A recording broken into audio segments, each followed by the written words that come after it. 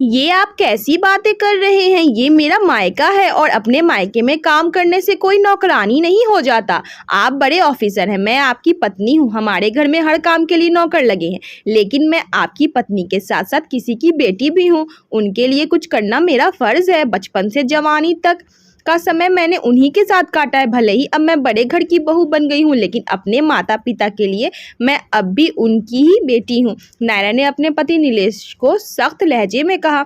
तुम मेरी इज्जत का तो ख्याल रखना चाहिए था। मेरी पत्नी एक आईएएस की पत्नी जिसने आगे पीछे नौकरों की फौज हो, वो यहाँ आकर बर्तन साफ कर रही है। कोई देखेगा तो क्या सोचेगा? तुमने मेरी सारी इज्जत मिट्टी में मिला दी। नीलेश चिल्लाया।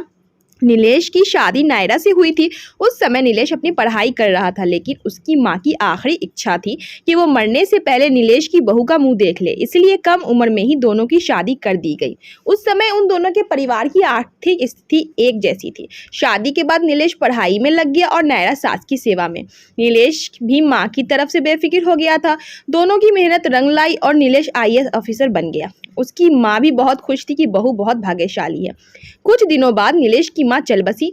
नीलेश नायरा को अपने साथ शहर ले गया। पीछे उसके पिता और छोटे भाई रह गए। समय आने पर दोनों भाइयों की भी शादी हो गई। साल खत्म हो रहा था तो एक दिन नायरा की मम्मी ने बेटी के ससुराल में पूरे परिवार को खाने का निमंत्रण दिया। सब लोग नायरा के मायके पहुंच गए। उसकी दोनों देवरानियां तो जाकर मेहमान की तरह बैठ गईं, लेकिन नायरा को तो दिख रहा था कि उसकी मम्मी अकेले इतने लोगों का खाना बनाकर थक गई होगी। वो अपनी मम्मी के साथ जाकर उनका हाथ बटाने लगी। जब सबने खा लिया तो नायरा भी अपनी मम्मी के साथ खाने बैठी। इस बात पर ससुराल के सभी लोगों का मुंह बन गया। उसकी देवरानी बोली, जेठानी जी ने हमारे साथ तो खाना नहीं खाया। नायरा बोली, देवरानी जी मेरी मम्मी अकेले सारा काम कर रही थी, मम्मी का साथ देने के लिए भी तो कोई होना चाहिए था ना। खाना खाकर नायरा अपनी मम्मी के साथ रसोई साफ कराने लगी, क्योंकि उसे पता था कि उन लोगों के जाने के बाद उन्हें अकेले सारा काम करना पड़ेगा। अब इस उम्र में मम्मी से ज़्यादा काम होता नहीं। पापा भी इतनी कमाई नहीं की काम वाली लगा सके। थोड़ी देर में ही उनकी दोनों देवरानियां उसे ढूंढती हुई रसोई में पहुंच गई। नायरा को बर्तन साफ करते देख वापस कमरे में आ गई। आकर ससुर से धीरे से बोली, जेठानी जी तो बर्तन साफ कर रही हैं। थोड़ी देर सब विदा होकर अपने घर आ गए।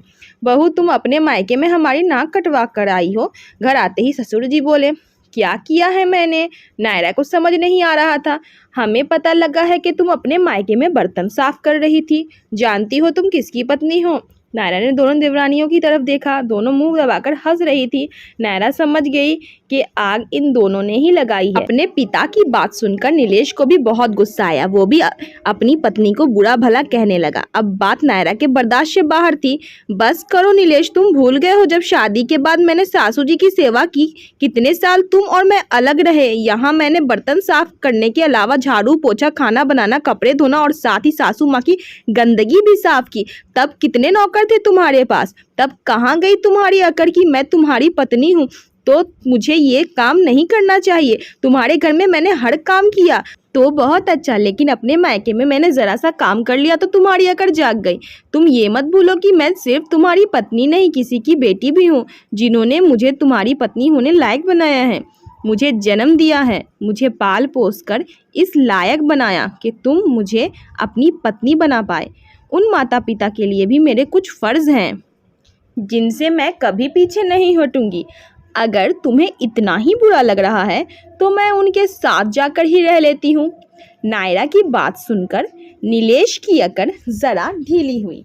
वो बोला, नायरा मुझे माफ़ करना, मैं भूल गया था कि तुम भी एक बेटी हो। जैसे मैं बेटा होने के साथ अपने सारे फ़र्ज़ पूरे करने की कोशिश करता हूँ और तुम उसमें मेरा साथ देती हो, ऐसे ही तुम्हें भी हक है कि तुम अपना बेटी होने का फ़र्ज़ पूरा करो। अब से मैं इसमें तुम्हारा पूरा साथ दूंगा। आपसे तुम्हारे मम्मी पापा भी मेरी जिम्मेदारी हैं। उनका दामाद इतना लायक है और वो इस हालत में जिए, ये मुझे शोभा नहीं देता। कल ही हम उन्हें अपने साथ रहने के लिए लेकर आएंगे। पति की बात सुनकर नायरा की आंख में आंसू आ गए। अपने बीमार माता पिता के लिए वो जो करना चाहती थी आज उसके पति ने खुद ही समझ लिया था। ससुर जी और दोनों देवरानियों के होश जरूर उड़ गए, लेकिन वो कुछ नहीं सकते थे, क्योंकि वह सब भी तो नीलेश की कमाई से ही अपना खर्चा चला रहे थे। वो लोग अब नायरा से मुंह छुपा रहे थे, क्योंकि उनकी बाजी उन्हीं पर उल्टी पड़ गई थी। दोस्तों आज भी बहुत से घरों में यही सोच है कि बहू को ससुराल में तो सब काम करने चाहिए, लेकिन अपने मायके में उसे रानी बनकर रहना चाहिए। तब तो उनकी बहू की बेइज्जती कहकर हंगामा